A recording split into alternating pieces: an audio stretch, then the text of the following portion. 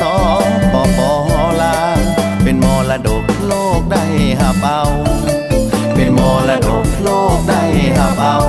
ฟ้อนลำวงลาวข้าวประกาศดังก้องยังมีปุษนิยสถานที่เป็นมิ่งขวัญมีให้ท่านเที่ยวสมใจปองวัฒนธรรมที่งดงามโลกย่อย่องวัฒนธรรมที่งดงามโลกย่อย่องธรรมศาสตร์น้ำต้นตาดดังคองได้เห็นแล้วต้องพาให้ซึ้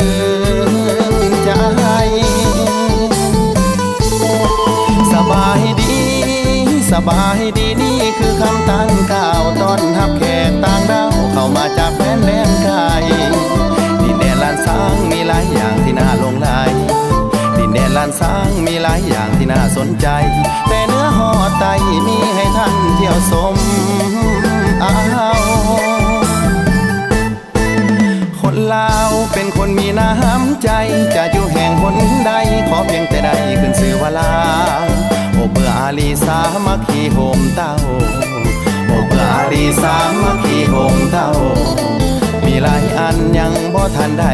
กล่าวให้ทุกท่านเจ้าเห็นด้วยตนเอง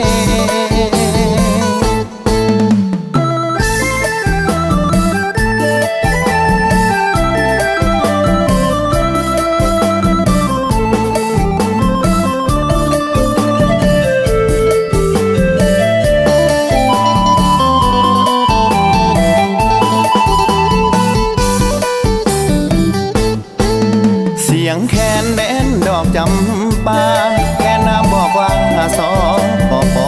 ลาวเป็นมรดกโลกได้หับเอาเป็นมรดกโลกได้หับเอาฟ้อนลำวงลาวข้าวประกาศดังก้องยังมีปุษนิยสถานที่เป็นมิ่งขวัญมีให้ท่านเที่ยวสมใจปองวัฒนธรรมที่งดงามโลกย่อย่องวัฒนธรรมที่งดงามโลกย่อย่องธรรมศาสตร์น้ำต้นตาดดังคองได้เห็นแล้วต้องพาให้ซึ้งใจสบายดีสบายดีนี่คือคำตั้งกล่าวต้อนรับแขกต่างดาวเข้ามาจากแผ่นแดนไกลดินแดนล้านช้างมีหลายอย่างที่น่าหลงไหลดินแดนล้านช้างมีหลายอย่างที่น่าสนใจแต่เนื้อหอไตมีให้ท่านเที่ยวชมเอาคนลาวเป็นคนมีน้ำใจจะอยู่แห่งหนใดขอเพียงแต่ใดขึ้นชื่อว่าลาวโอเบื่ออาลีสามัคคีโฮมเต้าโอเบื่ออาลีสามัคคีโฮมเต้ามีหลายอันยังบ่ทันได้กล่าวให้ทุกท่านเจ้าเห็นด้วยตน